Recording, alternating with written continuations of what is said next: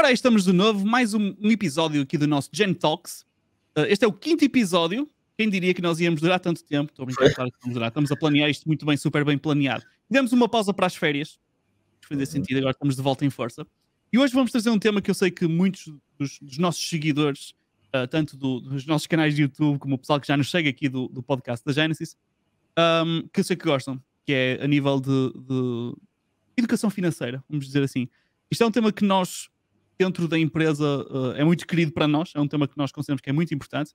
Eu, Miguel, ok? Falo por mim, eu gosto de dizer que educação financeira é um salário que tu dás a ti próprio. Só porque gostaste desta? Foi profundo, meu. Foi profundo. Eu acho que é um Aliás, tema... eu desafio alguém a pegar uma foto tua e pôr essa frase por baixo. Fazer um póster. Muito bom. Eu acho que é crucial. A vida acertou-me de repente a mim. Eu comecei a trabalhar e por conta própria, um bocado por acidente, e dei por mim e não sabia nada. Não sabia o que é que era nada. Nada a nível de educação financeira, nem nada à vida do mundo real, da segurança social, nem de impostos, nada. E é um assunto que eu acho que é muito importante nós termos à vontade de falar uns com os outros, de partilhar conhecimento, de nos educarmos. E, portanto, foi uma iniciativa que nós queríamos fazer dentro da empresa, em que temos não só educação financeira qualificada, pessoas que sabem exatamente aquilo que estão a dizer e que já nos deram formações que foram muito, muito fixes já agora, com outras finanças e entre outras também temos em planos, mas também fazemos sempre uma espécie de roundtables, não é? Sempre frequentes, em que partilhamos dicas e conhecimentos entre nós.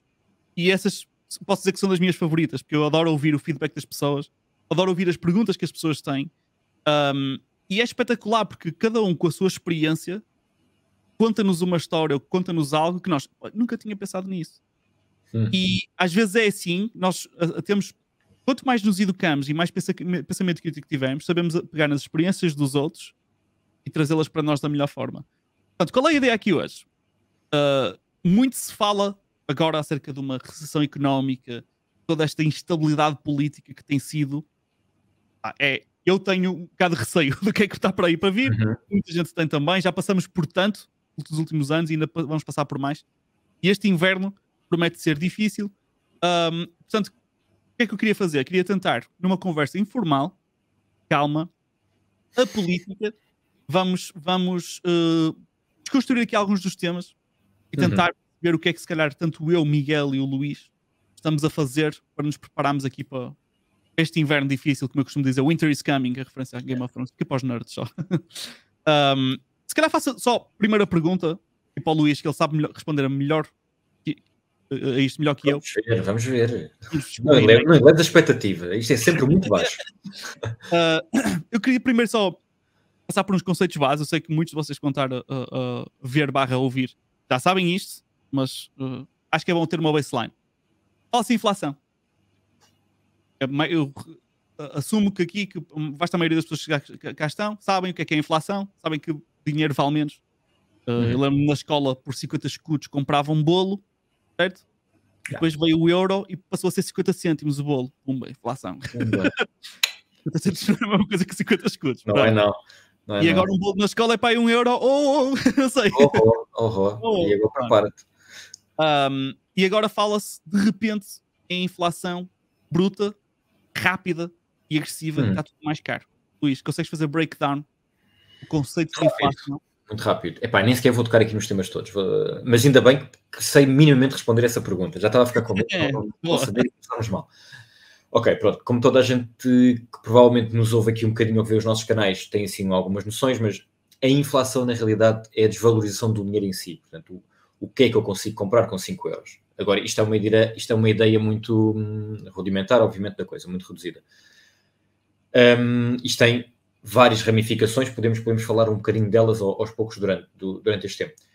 Primeiro, é preciso perceber porque é que acontece a inflação. Existem vários motivos para uma inflação poder acontecer. Um deles é a criação de dinheiro do nada, digamos assim. Portanto, quer seja a Fed nos Estados Unidos, quer seja o Banco Central Europeu, o dinheiro, todos os dias há dinheiro que é criado. Não é todos os dias, é todo o segundo. Portanto, quando nós vemos aquelas imagens em que as notas estão a passar super, super depressa, ainda antes de estarem cortadas, isso é o que acontece todos os dias. É muito, muito, muito, muito rápido a criação do dinheiro.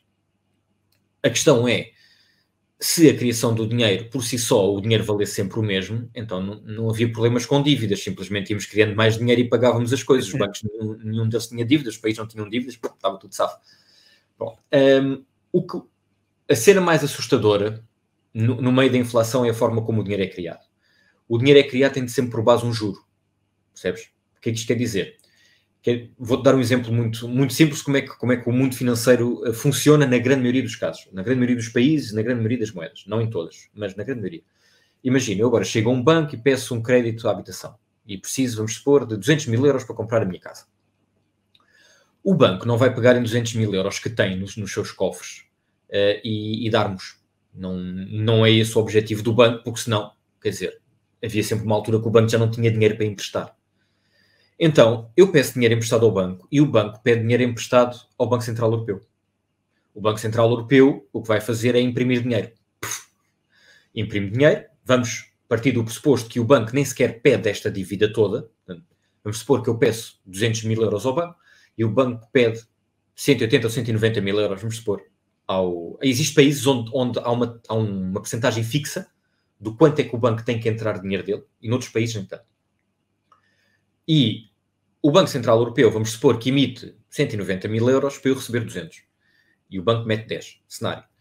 O que acontece? O Banco Central Europeu diz assim, olha, ok, mas tu vais ter que me devolver este dinheiro com este juro. Vamos supor 1%. Vamos supor. Então o que acontece? O banco tem que pagar ao Banco Central Europeu e então vai-me emprestar o dinheiro a mim com essa taxa de juro mais o spread, que é na realidade o lucro deles. Vamos supor. E então eu tenho duas taxas. Tenho a taxa que foi imposta ao banco e a taxa de lucro do banco. Obviamente, para além de todas aquelas taxas de dossiê e processo e não sei o que os bancos gostam de inventar para entrar mais uns euros de cada vez. Pronto. Qual é que é o problema? É que eu preciso pagar ao banco para o banco pagar ao Banco Central Europeu. Problema ainda maior, quando eu deixo de pagar, o banco tem que pagar na mesma. Por isso é que os bancos costumam falir. A bolha imobiliária reduz-se basicamente a esta ideia. As pessoas deixaram de pagar em 2008, 2007, deixaram de pagar as casas, os bancos deixaram de ter dinheiro e faliram. Porque os bancos continuam nós devemos aos bancos, os bancos devem a alguém, à Fed ou o que for. Pronto. Isto é muito resumido. Eu estou a falar mesmo aqui a ser a mais resumida de todas. Isto depois tem aqui muitos braços. Sim, tem mesmo muitas ramificações, estamos a tentar simplificar o máximo possível e não é fácil, simplificar isto não é fácil. Pronto. A ideia mais assustadora da criação do dinheiro, para se perceber um bocadinho a questão da inflação, é, se nós neste momento, e isto é um exercício super simples de se perceber, se nós neste momento pegássemos em todo o dinheiro que existe no mundo, e tentássemos pagar toda a dívida que existe no mundo, não havia dinheiro suficiente. Porque, repara, o Banco Central Europeu, vamos supor, acabou de criar 200 mil euros. Mas está-te a dizer que tu tens de devolver 210. E tu dizes, ok, tudo bem. Mas esses 10, por absurdo, faltam ao mundo. E és tu que os vais criar. E ele, ok, tudo bem, então eu crio mais estes 10. Mas agora levas com a taxa em cima destes 10. E então, no nosso sistema financeiro mundial, é impossível pagar toda a dívida que existe. É impossível. Não dá. Por isso é que há muitas vezes aquela frase de as dívidas não se pagam, gerem-se. Já não sei quem é que disse isto, em um iluminado qualquer. Mas, na verdade, este é o grande problema do nosso sistema financeiro. É todo o dinheiro é criado tendo por cima uma taxa de juros. A cena fixe é que até há muito pouco tempo, desde a crise até há 3, 4 meses, os juros na Europa estavam a negativo. Desculpa, já me estou aqui a alongar um bocado, mas é só para as pessoas perceberem o porquê de termos passado de juros negativos para positivos. O juro estava negativo. O que, muito resumidamente, uma vez mais, queria dizer que se o banco pedisse 200 mil euros ao Banco Central Europeu, só tinha de devolver 110 ou 190. Por isso é que os bancos quase que pediam, por favor, para eu pedir dinheiro emprestado ao banco. Porque eu pedia 200 mil euros ao banco, o banco pedia, vamos supor, 200 mil euros ao Banco Central Europeu, o Banco Central Europeu dizia, ok, mas estamos com um juro de 1% negativo, portanto tu nem sequer tens que me devolver 200 mil.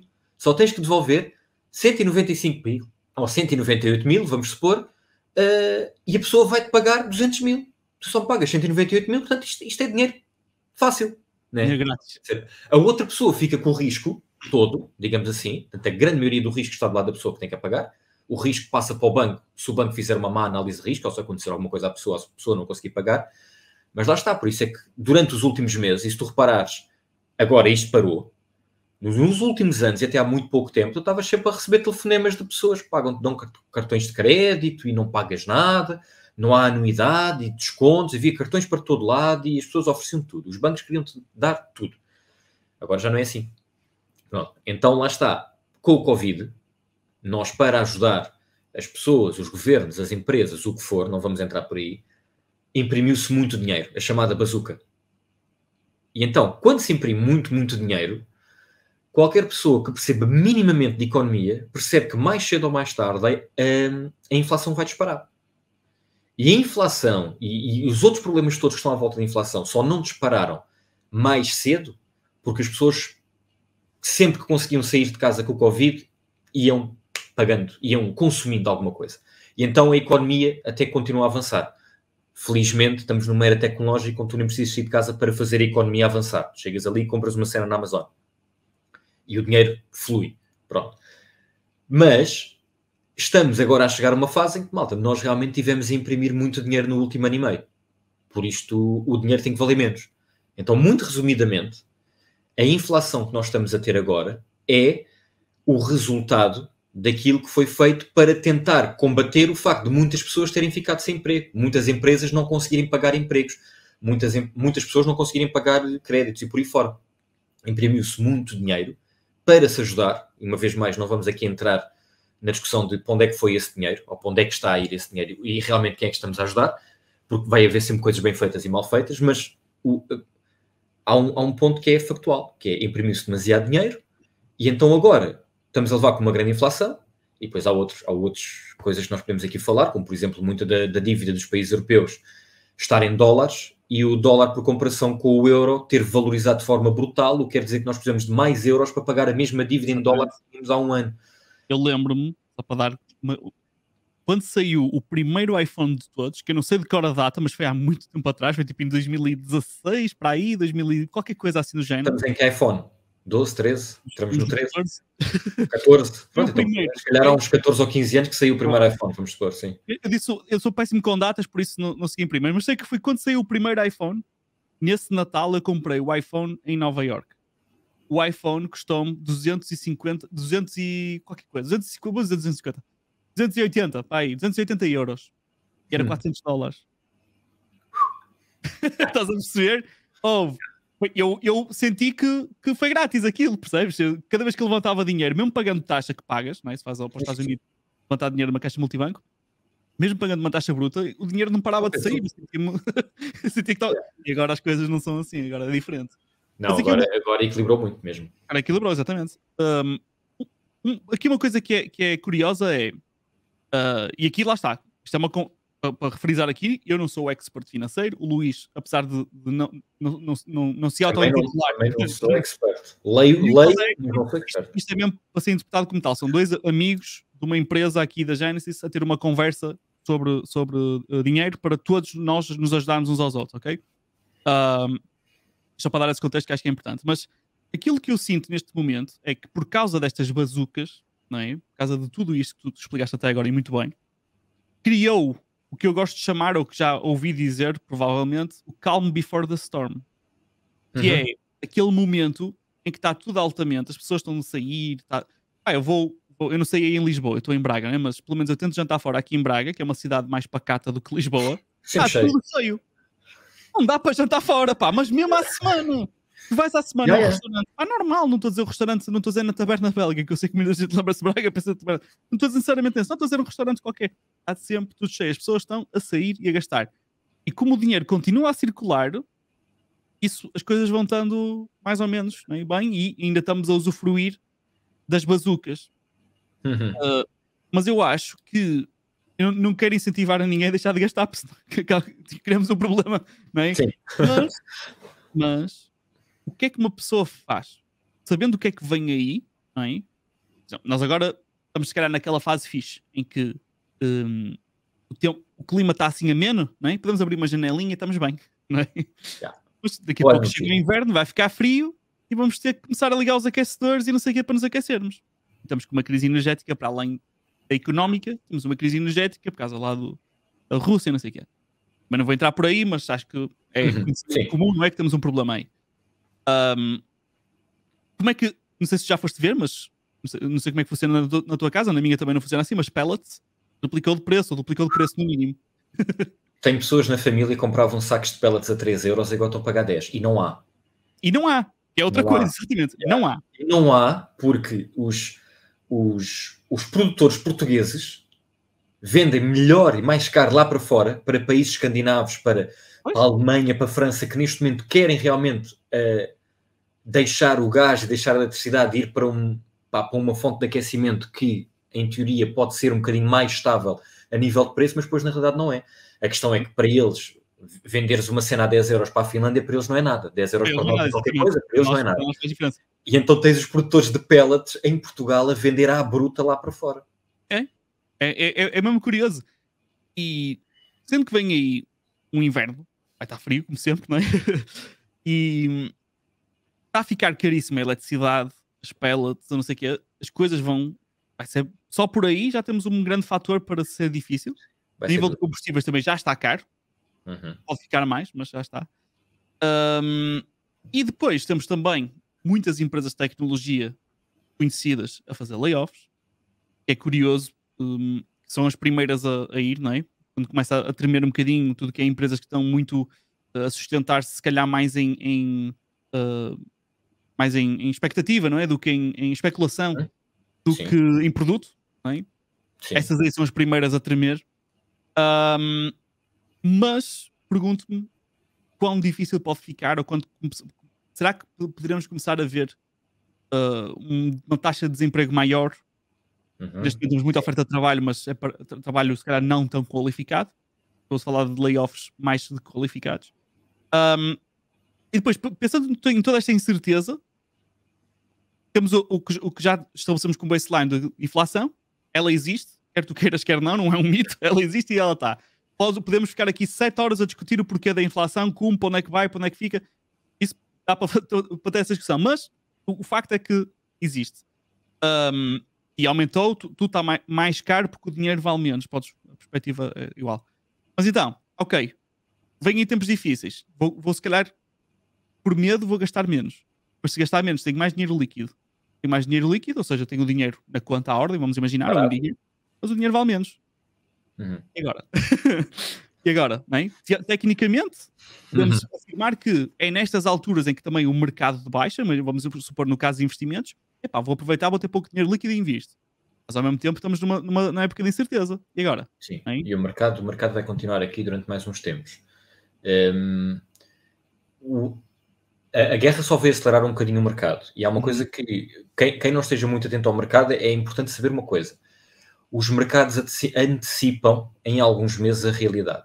Portanto, quando o mercado cai, passado alguns tempos, vamos ter um problema. Um problema social, económico ou social. E os mercados começam a subir ainda antes dos problemas estarem resolvidos de um ponto de vista social ou económico. Os mercados já caíram bastante, o que demonstra que o pior provavelmente ainda está para vir. Não quer dizer que isto seja um cataclismo. Vai muito depender do quanto é que alguns países, bancos centrais, o que for, aprenderam com a última crise. Porquê? Normalmente o que é que se faz? O que é o chapa 5? Obviamente isto não é uma decisão fácil de se tomar, mas o que é que normalmente se faz? A inflação começa a subir e então uma das coisas que tu fazes é, ok, como é que eu consigo travar a inflação? Uma das melhores maneiras, ou das mais rápidas de travar a inflação, é levar com que as pessoas se endividem menos. Menos dívida, menos impressão de dinheiro.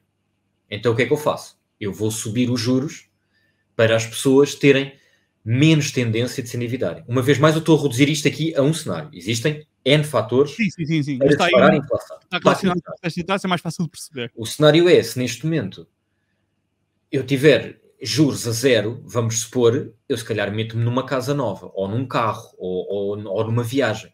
Se o juro estiver a 5%, eu se calhar até me ponho na viagem, porque é ali mais ou menos baratinho, e eu pago aquilo em pouco tempo. Agora, numa casa há 40 anos, eu se calhar digo, malta, se calhar não é agora. E são estas grandes dívidas a longo prazo é que são realmente muito dinheiro. Pronto. E então, um dos objetivos de se levantar os juros é exatamente esse. É levar as pessoas psicologicamente a... Não é a poupar, é a não se endividarem. São coisas completamente diferentes. Porque, qual é que é o grande problema?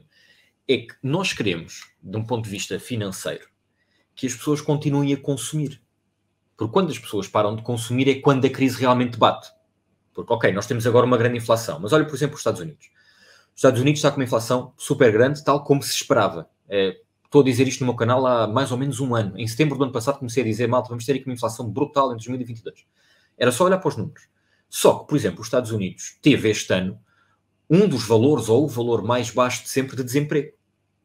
Pá, e se tu estás a trabalhar, estás a receber, estás a consumir, alguém está a vender, se alguém está a vender, vai querer mais empregados, porque vai querer vender mais, percebes?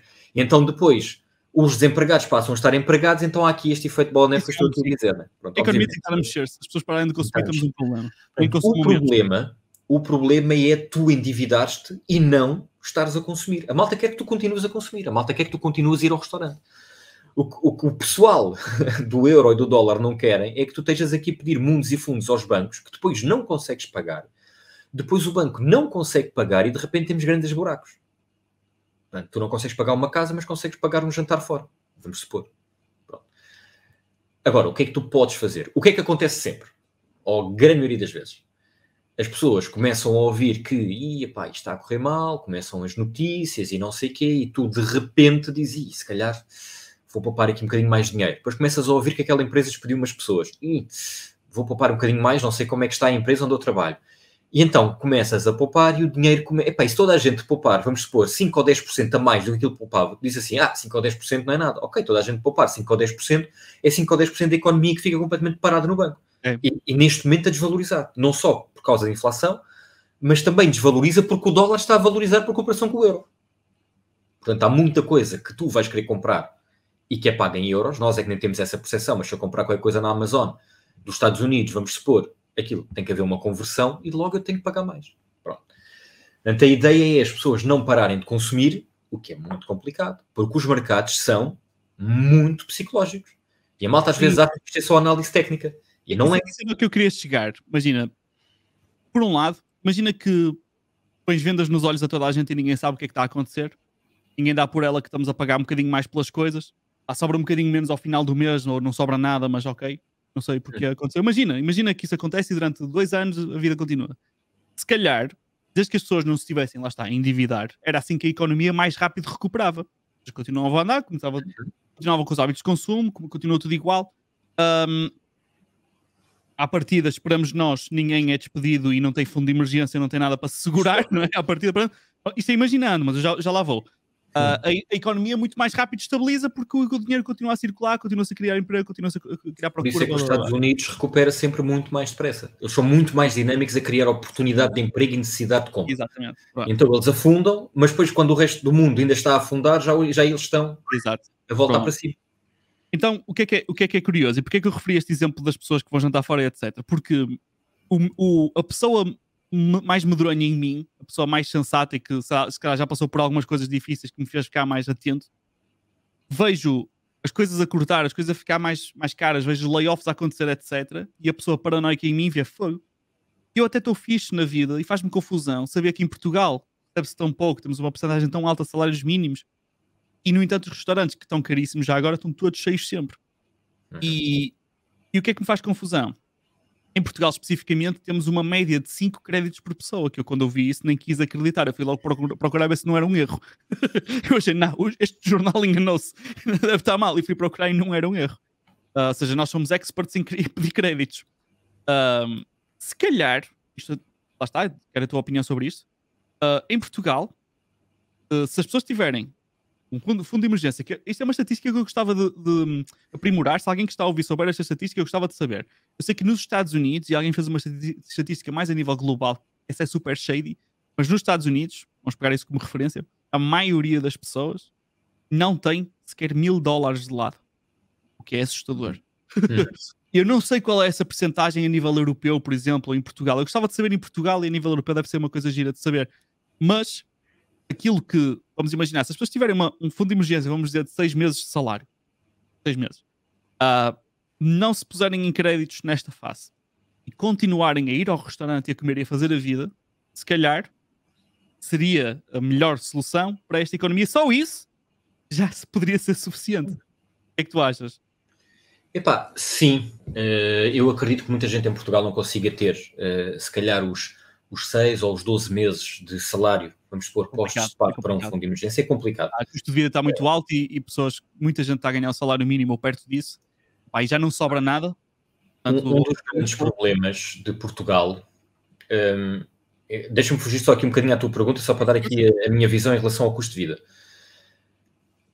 O mais expectável é que o custo de vida de um país seja muito parecido com os salários de um país. Eu, quando digo expectável, costuma tender para isso na maior parte dos setores. Deixa-me dar-te um exemplo concreto. Portanto, imagina agora. Nós agora vamos subir o nosso ordenado, vamos pôr mínimo para 750 ou 780, uma coisa assim qualquer. O que vai fazer com que muitas das fábricas, muitas das empresas que pagam a essas pessoas que até há pouco tempo ganhavam, vamos pôr 600 euros, e reparem que eu acho que o nosso ordenado é brutal, o nosso ordenado mínimo é um crime. Né? Vou já deixar isto aqui como para as pessoas não me interpretarem mal. É criminoso. O nosso salário mínimo é absurdo. Pronto, é absurdo. O custo de vida que nós temos. Se tivéssemos o custo de vida mais baixo, a conversa era outra. Agora deixa-me mostrar-te o outro lado. Ok, vamos aumentar o salário mínimo para um valor que para mim continua a ser criminoso. 700 e tal euros, tendo em conta o custo de vida, não em Portugal, em algumas cidades de Portugal. Já lá vamos. Vamos aumentar o salário mínimo. Vamos supor que aumentamos o salário mínimo 100 euros. Ok, tudo bem. Então, o que é que as empresas têm que fazer para conseguir pagar essas pessoas? Porque esta é uma das grandes questões da economia, que é, se eu levantar muito de repente os salários mínimos, há muitas empresas que têm pessoas com salários mínimos que vão ter que despedir. Porquê? Porque ou reduzem os custos ou então vão ter que aumentar muito o preço das coisas. Pronto. Em muitos casos, o que é que acontece primeiro? As empresas tentam, em alguns casos, aumentar primeiro o preço. Só que tu depois não tens a margem que tem uma grande multinacional. Claro. Que vende isto enquanto tu vendes este bocadinho que está aqui. Então acabas por despedir as pessoas. E então, apesar de eu achar que, obviamente, que o salário mínimo tem que ser muito mais alto, em alguns casos, pode ser quase prejudicial para a pessoa. Portanto, e reparem, não me interpretem mal, eu acho que o salário mínimo é criminoso e tem que ser elevado aos poucos. Agora, há muita gente, infelizmente, que vai ser despedida porque o salário mínimo deixa de ser confortável para as empresas. Sim, temos que nos lembrar, basicamente, acho que o resumo disso é, não podes aumentar o salário mínimo sem aumentar a riqueza. Sim, sim, não podes aumentar o salário mínimo. Mas nós agora, imagina, eu há pouco tempo estava a falar com uma pessoa que eu conheço e que disse assim, mas porquê é que nós não aumentamos o salário bem mais? Eu não percebo isto, porquê é que não passamos isto para 800, 900 euros? Porque há N questões aqui que têm que ser postas em cima da mesa. Primeiro, se tu subires os salários todos em Portugal, ou subires os salários da gama mais baixa e da gama média, muito de repente, ou essas pessoas acabam por ser despedidas, é um problema gigantesco, ou então os preços vão ter que subir muito. Os preços terem que subir muito, aqueles que ganham mais têm que de alguma forma também ajudar a suportar isto, de alguma forma, não vamos entrar por aí. Mas depois há um outro problema, e isto é um problema com o qual Portugal se anda a debater há bastante tempo, e que eu muito raramente vejo ser sequer explicado na comunicação social. Repara bem, um dos nossos grandes sacos onde o dinheiro está sempre a entrar, portanto, um de muitas áreas onde o dinheiro entra, é o turismo. Todos nós sabemos isto. O turismo é fantástico em Portugal. Ok. Qual é a porcentagem do PIB? Confesso que neste momento não sei. Mas porquê é que as pessoas vêm para cá? Porquê é que os ingleses vêm para Portugal? E há N motivos. Segurança, vamos supor. Comida, bom tempo. Mas depois há um... Somos altamente. Mas depois há um que é muito importante. O custo. Agora vamos supor, por absurdo, que nós dizemos assim, pessoal, nós vamos aumentar os salários de toda a gente em Portugal para o dobro. Por absurdo, obviamente. Sim, só para exemplo. Aumentamos tudo para o dobro, a malta fica contente. O custo de tudo aquilo que nós produzimos tem que passar para o dobro. Maçãs, peixe, carne, francesinhas na taberna belga, tudo tem que disparar tudo para o dobro. Ok. Mas diz assim, ok, mas as pessoas também ganham o dobro, não perdemos qualidade de vida. Não perdemos. Tudo bem, vamos supor. Também não é bem assim, porque o dobro de uma coisa e o dobro de outra não é bem a mesma cena. Né? O dobro de 100 e o dobro de 1000 Sim, são coisas diferentes. Mas vamos partir do pressuposto que tu nem perdes qualidade de vida. Continuas a comprar os mesmos produtos e não sei o quê, por aí fora. Tudo bem. Mas, qual é o impacto que isto tem no turismo? Os ingleses, se isto custasse tudo o dobro aqui, continuavam a vir para cá. Ou iam para a Espanha, para a Croácia, para a Grécia, para a África. Pronto. Tudo isto faz com que seja muito difícil ter algumas decisões de, vamos simplesmente subir isto, vamos subir aquilo, não sei o quê. Claro que há N coisas que podiam ser feitas e que não estão a ser feitas. Estatisticamente, aquilo que nós temos percebido é, isto para ir agora ao encontro da pergunta que estavas a dizer, até das pessoas nos Estados Unidos que não têm dinheiro de parte. Estatisticamente, aquilo que os estudos nos comprovam é, quanto mais as pessoas têm, mais gastam. O que eu quero dizer com isto? Eu agora, vamos supor, ganho 1000 e consigo ter uma vida onde sobrevivo com 1000. Se de repente me derem 2000, eu não vou poupar 1000. Eu vou gastar os 2000. Vamos supor. Ou a generalidade das pessoas não gasta 2000, mas gasta 1900. E se tu conseguires garantir à pessoa que aquilo é o que ela pode ter de expectável até ao fim da vida, é ganhar mais ou menos aquele valor, então esquece. As pessoas pura e simplesmente vão consumir. E então, muitos países o que têm tentado fazer é exatamente isso. Vamos não dar dinheiro aos bancos, dar dinheiro a isto, ou dar dinheiro àquilo, vamos dar dinheiro às pessoas para as pessoas continuarem a consumir. Mesmo que a pessoa esteja desempregada, a pessoa vai consumir. Umas vezes por necessidade, outras vezes, estão-me a dar este dinheiro, eu vou simplesmente consumir. Foi o que aconteceu nos Estados Unidos. Os Estados Unidos, na altura do Covid, disparou aqueles cheques todos para toda a gente, indiscriminadamente, independentemente quase de quanto é que a pessoa ganhava. O que é que as pessoas fizeram? As pessoas não pouparam. Estavam no meio de uma pandemia, ninguém fazia puta ideia do que é que vinha aí. Então espera aí. Onde é que eu posso investir isto? Bitcoin, bolsa, férias, carro, o que fosse. As pessoas... Era lojas online, disparou em vendas. Bom. Pronto. Para a economia, obviamente, que o melhor é as pessoas continuarem a consumir. E consumir muito, porque o consumir é que vai fazer com que não exista desemprego, e não existindo desemprego as pessoas não se vão retrair. Porque esse é o grande fantasma. Se aquele está a ficar desempregado, eu se calhar também vou ficar desempregado. Eu tenho que poupar. Se a eletricidade está a disparar para o dobro, vou ter dinheiro? Não vou, tenho que procurar um outro emprego, mas não tenho, não consigo. Há aqui N fatores que nos fazem ficar com receio. Então tu vais poupar no limite para pagares a eletricidade no próximo inverno. Neste inverno. Pronto, isto é um bocado assustador, principalmente quando começas a ver, por exemplo, quando já está a subir a eletricidade em países como o Reino Unido e noutros sítios assim. Tu sabes isso até melhor do que eu, porque tens família em Inglaterra e sabes perfeitamente que aquilo está tipo a disparar. Lá está, respondendo à tua pergunta, é óbvio que o mais sensato é nós dizermos aqui, pessoal, obviamente, continuem a consumir porque faz bem a toda a gente. Claro. Mas poupem um bocadinho. Poupem um bocado, porque estamos perante um cenário que há demasiadas variáveis. Nós, há poucos anos, em 2008, nós enfrentámos uma bolha económica por causa de uma bolha imobiliária. Uma crise económica por causa de uma bolha imobiliária. Ok, nós tínhamos aqui um fator principal. Nós agora temos vários. Nós não sabemos como é que vai ser esta crise energética. Não sabemos se existem alguns países ou não que vão fechar as fábricas e os portos por causa do Covid este inverno. Não fazemos a mínima ideia como é que a China... Qualquer um destes fatores que é altamente imprevisível pode influenciar isto para um lado ou para o outro vastamente. E nós não fazemos ideia do que é que vai acontecer. E depois há muita informação. Olha, vou dar aqui um exemplo de uma notícia que li há uns dias, eu já não sei qual é que foi o jornal. E eu não vou estar aqui a dizer que o jornal fez bem ou que fez mal, ou que fez isto com aquele intuito, a nível político, ou clickbait, ou o que for. Mas eu li uma notícia há uns dias, qualquer coisa que dizia, era mais ou menos assim. Marcelo Rebelo de Sousa pediu e o governo cumpriu. E depois dizia por baixo, dívida portuguesa desce para não sei quantos % do PIB. Vamos lá desconstruir isto. Desconstruir isto é muito simples. E uma vez mais eu vou reduzir isto, e não é nada nem contra este governo, nem nada contra o jornalista que escreveu aquilo. É simplesmente tentar olhar para a notícia e perceber realmente o que é que está lá por trás. Os valores que estamos aqui a falar de um ponto de vista financeiro. Quando tens uma grande inflação, né, o dinheiro vale menos. O que quer dizer que tu, para comprares uma maçã, tens que pagar mais. Então, a produção aumenta. Então, o que é que vem a seguir à inflação? Há um aumento do PIB enquanto a economia não cair, enquanto não houver desemprego. Portanto, a inflação sobe. como o teu dinheiro vale menos, o teu país produz mais euros na sua produção. Porque eu precisava de 5 euros para comprar uma maçã, agora preciso de 10, então a empresa diz assim, olha, produziu o dobro. Estatisticamente produziu o dobro. Não interessa os custos que a empresa teve. A empresa produziu o dobro, passou de 5 euros para 10. Não interessa o valor, o quanto é que vale o dinheiro. Produziu o dobro. Maravilha, espetáculo. Pronto. E então, obviamente, o PIB português está a subir. Só. Porque a maior parte dos países é o que vai acontecer. Vai subir enquanto não tivermos aqui uma quebra de desemprego. Pronto. Resultado. Nós estamos a ter um PIB a subir.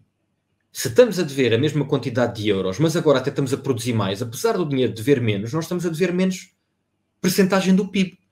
Até podemos estar a dever mais euros, mas estamos a dever menos por comparação com o PIB. Sim. Por isso, se a notícia fosse Portugal deve X mil milhões, então provavelmente tínhamos subido.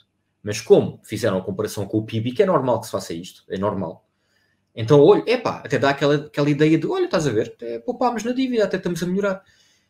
Eu não estou a criticar esta notícia, porque ela é quase sempre apresentada como a dívida, é quase sempre associada ao PIB. Portanto, não estou a criticar a notícia, não estou a criticar o governo. Estou simplesmente a dizer que as pessoas não têm que nem se sentir confortáveis com isto, nem desconfortáveis com aquela empresa despediu 100 pessoas, sem tentar perceber o porquê das coisas. Porquê que poupámos na dívida? Porquê que aquela empresa despediu 100 pessoas? Isto às vezes não é fácil de perceber, obviamente. Se calhar estamos perante uma empresa que recebeu um investimento brutal e contratou mais pessoas do que devia e agora aquilo não está a funcionar e teve uma má gestão, vamos supor, e teve que despedir. Pode acontecer. Bom, a ideia é, há demasiada informação, nós somos bombardeados com isto e às vezes perdemos um bocado e a malta fica confusa. E é normal, eu fico confuso. Repara, eu também fico confuso. Não sei tudo, mas é tentar desmistificar um bocadinho como é que às vezes algumas notícias chegam para se perceber, então realmente o que é que vem aí? Eu quando o ano passado, e repare que eu podia ter errado redondamente, eu o ano passado comecei a dizer no meu canal, mais ou menos em setembro, pessoal, vem aí uma inflação muito grande, isto vai ser complicado em 2022. E depois quando chegou uma coisa que eu sinceramente não esperava que acontecesse naquela altura, que era a guerra na Ucrânia, eu pensei que o braço de ferro se mantivesse durante muito mais tempo, lá está, e que não se passasse logo por uma guerra tão cedo.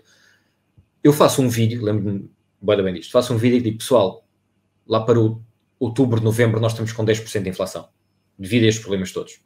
E na altura as pessoas disseram, Luís, estás a ver isto tudo muito negro, isto não é bem assim, ok, está bem, mas malta, vejam os números, nós já vamos ter inflação por causa de tudo aquilo que tivemos a imprimir dinheiro. Agora temos uma guerra em cima, temos um Covid que não sabemos como é que vai ser no próximo inverno, isto se calhar vai complicar. Se calhar, aquilo que eu comecei a fazer, e aquilo que disse às pessoas que vinham o meu canal é, malta, não invistam todo o dinheiro que têm, tenham cuidado, que é para não termos de chegar àquela fase em que chegamos a outubro, novembro deste ano, como estamos agora, e dizemos, pessoal, vamos todos poupar à bruta. Não, é preparar um bocadinho as coisas para depois não passares do 8 ao 80. E a maior parte das pessoas em Portugal, infelizmente, devido aos salários que existem, não conseguem poupar, principalmente se viverem nas grandes cidades. Nós, e agora voltando àquilo que eu estava a dizer, nós temos uns salários deste nível, deveríamos ter um custo mais ou menos dentro deste nível, mas para certas cidades de Portugal, o custo está aqui. Mas olha que está cada vez mais. Essa cena de dizer em certas cidades de Portugal está cada vez mais presente. Atenção. Eu vi hoje uma casa, um apartamento em Arcos de Valdevez, um apartamento de T2 por 650 euros, meu. Arcos de Valdevez, não pode ser. Portanto, tu ganhas o ordenado mínimo para justificar 650 euros por uma casa perfeitamente modesta, meu. Yeah. É complicado. Muito complicado. Neste momento, os valores das casas acho eu, é um dos grandes problemas, se não o maior problema que temos atualmente de um ponto de vista socioeconómico. As casas estão a subir demasiado, porque há muita gente lá de fora que está a comprar casas, há muita gente que está a alugar casas, e não estou a ver isto descer o suficiente para dar alguma zona de conforto às pessoas. Nós, neste momento, temos casais em que há uma pessoa que está literalmente a trabalhar para pagar uma casa. Sim. Pagas uma casa, pagas a água, a luz e acabou. Não, depois a outra pessoa tem que pagar todas as outras despesas e tentar poupar um bocadinho. Quer dizer, é muito complicado. Então, se viver sozinho, esquece mais. A malta diz assim, esta geração agora não sai da casa dos pais. Ok, tudo bem, mas porquê? Sim. Eu acho que a grande maioria das pessoas que vive com os pais, vamos supor, até aos 20 e tal, ou até aos 30 e tal, ou o que for, muitos deles querem ter a sua independência. Claro, eles também, as pessoas que moram com os pais não querem morar com os pais, moram porque tem que ser. Lá está, pá, até uma certa idade tu vives com os pais porque, pronto, porque tem que ser e porque estudas e tens que criar a tua vida e não sei o quê. A partir de um certo momento ganhas 800 ou 900 ou 1000 euros, e 1000 euros deve estar muito perto da média nacional, vamos supor. Mas depois pedem-te uma casa, vamos supor em Braga. Bragas não é o Porto. Está a crescer muito, mas ainda não é o Porto. Mas se calhar eu não consigo arranjar um sítio para viver com a minha namorada em Braga por menos 800 euros. Então eu digo, então, peraí, mais vale continuar a ver com os pais durante mais uns tempos. Pois. É difícil, portanto, a malta às vezes critica esta geração que não quer sair. Eu vou comprar. Primeiro pedi uma simulação de crédito que eu experimentei por curiosidade e vais-te assustar com a taxa de juros, com o valor que depois acabas por pagar pela casa toda. É quase mais ou menos o dobro. Sim, é uma coisa inacreditável. E isso, eu não sei se é obrigatório ou não, mas há bancos que te fazem, eu não sei se é obrigatório, há bancos que te fazem uma simulação, vamos supor, aos 40 anos, quanto tu pagas nos 40 anos, com a taxa de juros atual, com a Euribor a subir mais 1%, a Euribor a subir mais 2%. Tu de repente olhas para aquilo e dizes, se por algum motivo, alguma conjectura mundial, a Euribor sobe 2%, eu não consigo pagar isto. Não consigo, acabou. Por simplesmente não consigo pagar isto. Vou fazer o quê? E depois de repente entramos no problema de 2008. Eu não consigo pagar, ninguém me quer comprar a casa, estou a dever ao banco, eu entrego a casa ao banco. O negócio do banco não é casas. Eles querem deixar as casas depois. Eu só quero o dinheiro. O negócio do banco é fazer dinheiro. Não é receber uma casa porque tu não pagas. Eles não querem isso. Não querem. Eles querem que tu continues a pagar. Porque quando tu não pagas, eles vão ter que vender a casa muito mais barata para entrar um bocadinho de dinheiro, porque eles depois também estão a dever ao Banco Central Europeu e de repente temos aqui um grande efeito dominó. E depois de repente, pum, cai tudo. Estás a ver a ideia? Sim. Isto, lá está. Não estamos a falar dos braços todos. Há aqui muitos outros temas, nós podemos falar sobre economia, inflação e por aí fora. Estamos aqui a dar alguns exemplos do porquê que isto está a ficar assim. Sim, e era exatamente aquilo que eu queria. Mas se calhar para a Atari também aqui para concluir, sem falar em conselhos, porque pronto, conselhos financeiros é aquela cena que é um bocado tabu em Portugal e ilegal. Mas na tua posição, passa aquilo que está a acontecer agora, o que é que tu estás a fazer financeiramente para te preparar ou para te manter confortável na tua mente? E já agora também imagina-te numa posição diferente também, se estivesse a ganhar salário mínimo, o que é que tu terias a fazer, imagina? Epá, não te vou mentir, para salário mínimo seria muito complicado. Não tens grandes opções, não? É muito difícil, é muito difícil. Eu fiz há pouco tempo esse exercício. Eu ganhei salário mínimo durante uns anos, ok? Estamos só a pesquisar aqui, eu ganhei salário. E não foi fácil, mas olha... Consegui... Não é fácil. Ou tu tens a sorte de já ter uma casa que vem de família, ou teres um arrendamento que já é bastante antigo, então está com valores ainda aceitáveis, ou então realmente é muito complicado. Antes de falar em salário mínimo, aquilo que eu tenho feito, eu passei alguma parte do meu dinheiro para dólares, porque acreditei que o dólar iria valorizar em relação ao euro. Felizmente isso aconteceu. Lá está. Não é que eu aconselho as pessoas a fazerem isso, agora não aconselho, porque agora aos Estados Unidos não interessa que o dólar seja muito mais forte do que a libra e do que o euro. Não vamos entrar por aqui, mas não lhes interessa nada. Por isso eles vão equilibrar isto, vão fazer de maneira com que não passe daqui, por isso neste momento acho que já não faz sentido as pessoas fazerem isso, passarem euros para dólares.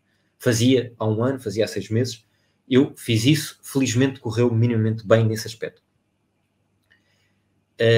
Neste momento estou numa fase em que acho que investir em ações, que é uma coisa que nós também fazemos e falamos no canal, neste momento ainda não é o momento ideal. Eu acho que isto ainda vai descer, acho que ainda vai descer um bocado, ainda vamos ter aqui se calhar mais 2 ou 3 mínimos interessantes até ao fim do ano, muito deles também por causa das questões energéticas, porque repara, a malta pode dizer assim, então, mas o que é que a questão energética da eletricidade ser mais cara tem por comparação com as ações da Apple, por exemplo? Na realidade até é bastante simples. Há muita gente que tem dinheiro investido na Apple, mas se de repente precisar de dinheiro para outras coisas, vai sair.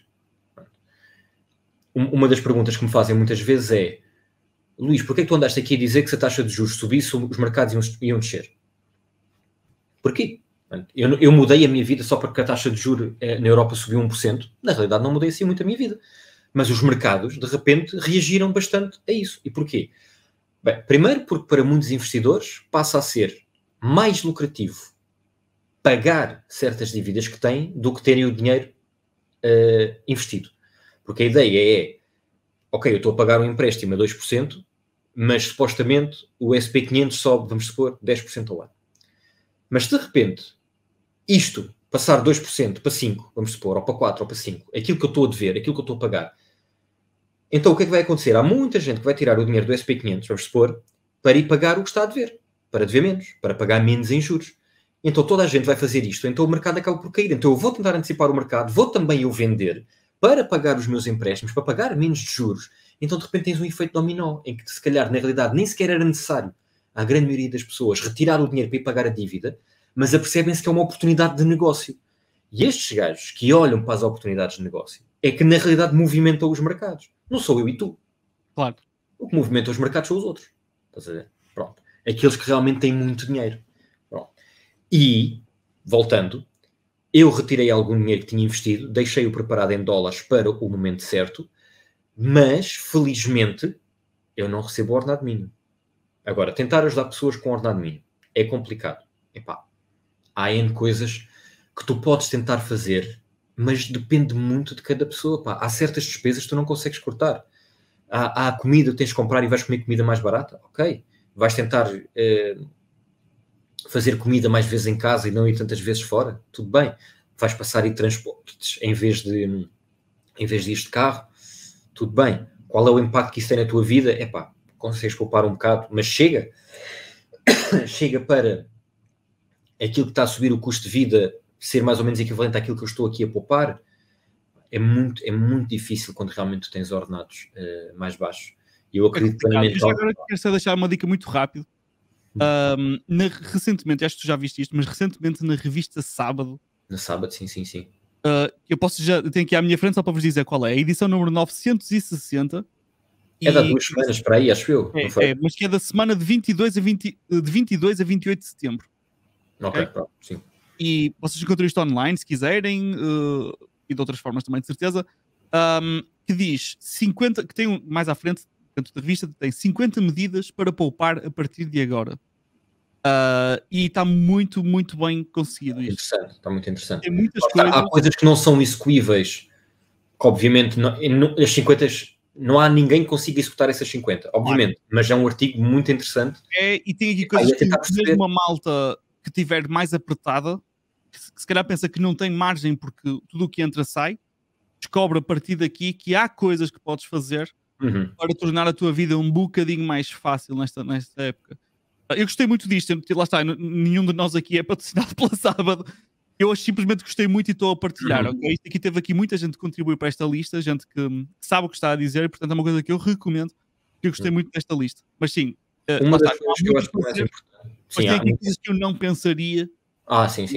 Tem coisas que eu não pensaria que se calhar vale a pena ver. Eu aconselho muitas pessoas a fazerem uma coisa, é bastante simples, mas eu acho que algumas pessoas às vezes esquecem-se disto, que é tentem renegociar todos os créditos que tiverem. Exatamente, é uma coisa que fala aqui com específicos do que é que tu podes renegociar, seguros, créditos, coisas que tu podes fazer que são inteligentes. Por exemplo, imagina, muitas vezes nós fazemos um crédito à habitação e o banco diz-te, ok, então é este o spread, esta taxa de juros, é isto não sei o que, isto você vai pagar e isto é o pago de seguro de vida, porque quando fazes um crédito à habitação tens o teu seguro de vida. E os bancos muitas vezes baixam-te certos valores para tu fazeres o seguro de vida de alguma forma ligado a eles, ligados à seguradora com os quais eles trabalham. E às vezes vale a pena sair ao fim de algum tempo. Por exemplo, vale a pena dizer assim, Banco XPTO, eu tenho um seguro de vida ali que vou começar a usar para este crédito de habitação e vou deixar de usar o vosso. E a malta poupa. Outros seguros importantes, malta, por exemplo, que agora está muito em remote, vejam se um seguro automóvel tão caro, se faz sentido. Tentem renegociar ao máximo os vossos spreads, principalmente de créditos pessoais, vamos supor, para carros ou créditos créditos de habitação. Tentem renegociar. Os bancos, apesar de tudo, querem que vocês paguem. O banco prefere que vocês paguem menos e renegociar convosco do que vocês, por simplesmente, não conseguirem pagar e começarem em incumprimento. Portanto, vão a outros bancos, perguntem, vejam, olha, o cenário é este, quanto é que vocês me fazem? E é tentar ao máximo fazer com que o vosso dinheiro é igual em todo lado. Só que algumas pessoas pedem menos do que outras. Verdade. É ir um bocado por aí, é tentar, de um ponto de vista energético, se calhar analisar se o bio-horário faz sentido para vocês, se o tri-horário faz sentido para vocês, tentar, há pessoas que às vezes, lá está, isto são muitos poucos euros ao fim do mês, mas se calhar há pessoas que pagam uma brutalidade do contrato de potência contratada, pagas muito, se calhar podes baixar a potência contratada e poupas 5 euros ou 10, ok, mas conseguis poupar 5 euros ou 10 aqui e acolá, tudo bem. Epá, vejam se nas telecomunicações conseguem uma coisa mais barata, já não estão no período de fidelização, pá, troquem, vejam. Às vezes até há empresas, então em bancos, isto acontece cada vez mais. Tu às vezes tens que pagar para saíres de um banco para o outro, num crédito de habitação, tu tens que pagar um serviço, taxas de dossiês e processos ao banco com o qual estás para saíres. O banco para o qual tu vais, muitas vezes, se vocês negociarem bem, o banco vai pagar esse processo, que são às vezes 200, 300 euros, é o suficiente para tu dizer assim, ia, mas eu agora não tenho aqui 300 euros para pagar a mudança do processo de um banco para o outro, epá, então não vou esperar. Negociem com o banco para o qual vocês querem ir, a ver se eles pagam isso. E muitas vezes eles pagam, porque eles preferem pagar 300 euros deste processo e vocês começarem a pagar juros a eles, do que vocês por isso simplesmente não irem. A longo prazo compensa-lhes, portanto. Compensa muito, opa. Por isso é tentar analisar todas as vossas despesas e tentar perceber, ok, onde é que eu consigo poupar aqui? É comprar comida um bocado mais barata, sim, eu sei que toda a gente gosta de comprar o bom e o melhor nível de comida, mas quando estamos a falar principalmente de ordenados baixos, é complicado, eu percebo isso, todos nós, eu e tu, já ganhámos o salário mínimo e sabemos o quanto custa. Então quando há filhos, tipo, esquece. Tu ganhas 700 euros de salário mínimo, tens que pôr o filho numa creche, ou tens uma creche na qual o Estado paga ou que participa uma grande parte, tudo bem, ou então estás feito. É muito complicado. Mas precisas que o puto vá para a creche para poderes trabalhar. Claro, senão não consegues fazer nada, mas não consegues avançar com a tua vida. Do meu lado, a única coisa que eu posso... Diz. Ia só dizer que do meu lado, a única coisa que eu posso complementar é, sem dúvida, eu acho que não é bom começarmos a ficar com medo e deixar de ir jantar fora, deixar de ir ao cinema com os amigos, deixar de fazer essas coisas. Não só é mau para a economia, porque a economia não mobiliza, como nós estávamos a dizer, o dinheiro não circula, mas também a nível de saúde mental não é bom. Nós já passamos tempo que chega enfiados em casa e acho que é bom sair. Se bem que, como se costuma dizer, a maior parte das coisas da vida são grátis. E isso é verdade. Sim. Um passeio pela praia, não sei que tenhas que viajar até à praia, mas um passeio pela praia não pagas nada. Né? Para já não há ninguém na praia a pedir dinheiro para ir passear. Para já. Já te custa o gasóleo de lá chegar. Exatamente. No entanto, a mim faz-me um pouco de espécie saber que a percentagem em pessoas em Portugal de salários tem salário mínimo, etc. é alta, e acho que se consome um bocadinho mais a nível de algumas coisas não essenciais, a nível de jantares fora e etc., que se calhar podia-se reduzir. Eu falo por mim, eu já ando a reduzir. Eu quando vi a minha despesa mensal do Uber Eats assustei-me. Não, pensei, não, isto não faz sentido, tenho que reduzir. Consumir na mesma sim, mas reduzir aqui e acolá. Ver regras como aquelas regras, como regra 50-30-20, se não for possível atingir essa regra, o que é que podemos fazer para atingir? Quem não souber pode pesquisar no Google, regra 50-30-20 vai encontrar. Não seja a regra 90-10, mas 10 já é um bocadinho, estás a ver? Qualquer coisa. Para tentar... Antecipar, acho que é um grande problema. Eu vejo isso muito com alguns amigos e com algumas pessoas com quem vou falando. Todos nós temos certas despesas que acontecem só em certos meses. É o seguro do carro, é o IMI, é os livros para a escola do puto. Acho que os livros agora até são grátis, não sei, mas antigamente aquilo era... São caros. Eu ainda não tenho essa despesa. Mas há certas despesas que é tentar antecipar um bocadinho. É não deixar só que aquela despesa seja paga com o ordenado daquele mês. Portanto, eu vou pagar o seguro do meu carro que custa 200 ou 300 euros ou 150 euros, ou o que for, em novembro. Eu não vou funilar só em novembro para pagar aquilo. É tentar funilar um bocadinho em agosto, um bocadinho em setembro, um bocadinho em outubro, pouco, que eu não sinta na minha qualidade de vida, mas depois quando chegar a novembro, consiga pagar. Claro. Porque aquilo que eu vejo com muitas pessoas com quem falo é, como é a chapa ganha e chapa gasta, olha, este mês até sobraram 100 euros, vamos ali ao jantar. E depois no mês a seguir aqueles 100 euros faziam de falta para pagar o IMI, vamos supor. É importante acima de tudo pensar no salário anualmente e não mês após mês. Sim. Pensar, ok, isto é o meu budget anual. Já agora digo uma coisa muito rápida. Das melhores coisas que eu fiz foi criar uma tabelinha no Excel e começar a discriminar todas as minhas despesas e vencimentos. Ahm, Muito simples. Tenho uma tabela para a conta da água, conta da luz, a conta não sei o quê, jantares fora, nananã, lazer, tecnologia, joguinhos. Tenho E uma tabela simples. depois vês 60 euros em streaming e dizes, oh diabo, eu estou a Epá! pagar uma coisa que nem vejo. Eu Não, estou a pagar 7 só canais de isso streaming. dos mensais assustei-me. Só Netflix, Spotify, não. Vamos cortar. Porque uma pessoa acha que tem ideia de para onde é que vai o dinheiro e quando anota as coisas direitinhas, assusta. Sim. E É basta as pessoas dizem, mas eu preciso de uma app para anotar. Não, eu, como uso sempre o mesmo cartão para quase tudo, basta ver no final do mês no extrato bancário e consigo saber mais ou menos onde é que foi aqui e para lá, não é? Não precisa saber mais ou menos o que é que foi. E ok, as contas podem não estar 100% certas ali ao euro, não é?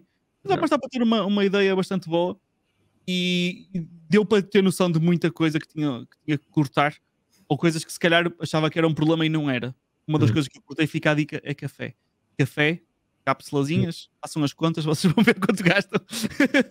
Acredito. É caro, pá, é carote. Mas pronto, Luís, não sei se tens algum comentário final. Acho que já temos aqui uma boa base, falamos um bocadinho. Acho que sim, lá está. Nós falámos de forma muito redutora sobre estes temas porque há demasiadas ramificações. Sim. O económico é demasiado complexo para estarmos, se calhar, aqui semanas. Também já agora, dentro destes temas ou qualquer relacionado com isto, sendo que isto é um assunto que nós gostamos muito, nós falamos muito disto, nós incentivamos a educação financeira dentro da empresa. Qualquer pergunta, estejam à vontade de comentarem em baixo e nós podemos abordar esse assunto, quem sabe até trazer pessoas diferentes para falar sobre esses temas. A malta dentro da empresa também, que eu sei que consome o podcast, já sabe que vamos ter ainda esta semana mais uma formação interna, não é? Portanto, estou super entusiasmado. Mas deixem comentários porque nós temos todo o gosto em falar sobre estes temas. E penso que é isso, Luís. Mais alguma coisa? Sim, acho que sim. Acho que é fixe. Lá está. Acho que o objetivo hoje foi alcançado, que é uma conversa, um tema que nós gostamos e é principalmente incentivar as pessoas a terem alguma curiosidade e agora elas próprias irem pesquisar, prepararem-se. Em Portugal falta um bocadinho este conhecimento. De forma generalizada falta um bocado este conhecimento. A mim falta, sim. Eu estou a tentar aprender. E é ir aprendendo. Eu tento aprender, é assustador, ok? Eu tenho empatia convosco. Quem estiver a aprender, tenho empatia porque eu estou a passar pelo mesmo. É assustador. Há demasiados números que se relacionam uns com os outros e interpretá-los não é fácil. Mas não faz mal. Não faz mal. Mas eu estou a dizer, não faz mal. É ir aprendendo o máximo possível, devagarinho. Nem que seja a fazer breakdown com exemplos estúpidos que às vezes nós damos aqui, não é? Ou reduzir as coisas a um ponto que fica um bocado ridículas, mas é importante para dar contexto e percebermos as coisas. Pronto. Gentinha, muito obrigado a todos. É mais fácil, não é? Sim, é mais fácil. Um exemplo super redutor para a malta perceber. Claro, para dar contexto, é importante. Uma vez a falar com os amigos, disse-lhes assim: vocês têm noção que se nós, vamos supor que somos só 3 pessoas aqui, e eu produzo água, tu produzes carne, e aquela pessoa produz, vamos supor, arroz. Se nós trocarmos consecutivamente, nós não precisamos de dinheiro entre nós. Porque a nossa economia de troca, estás a ver? A economia é exatamente isto. Eu pego no meu dinheiro para ir comprar aquilo, depois aquela pessoa pega no dinheiro dela para ir comprar o quanto que precisa e andamos todos aqui neste ciclo. Portanto, eu dou-te um bocadinho de água, tu dás-me bifes, eu dou um bocadinho de água a ele dá-me arroz, ele já tem arroz e tem água, não tem bifes, vai falar contigo, olha, toma lá aqui um bocadinho do arroz que eu produzo e tu dás-lhe bifes. E de repente, nós os 3, cada um produz a sua cena e os 3 têm as 3 coisas. Isto é a demonstração de que uma economia a funcionar, estás a ver? É espetacular. Porque se a economia parar, e eu digo assim, eu produzo água, mas eu vou guardar aqui a minha água porque se eu precisar, reparem, a água aqui na realidade é dinheiro.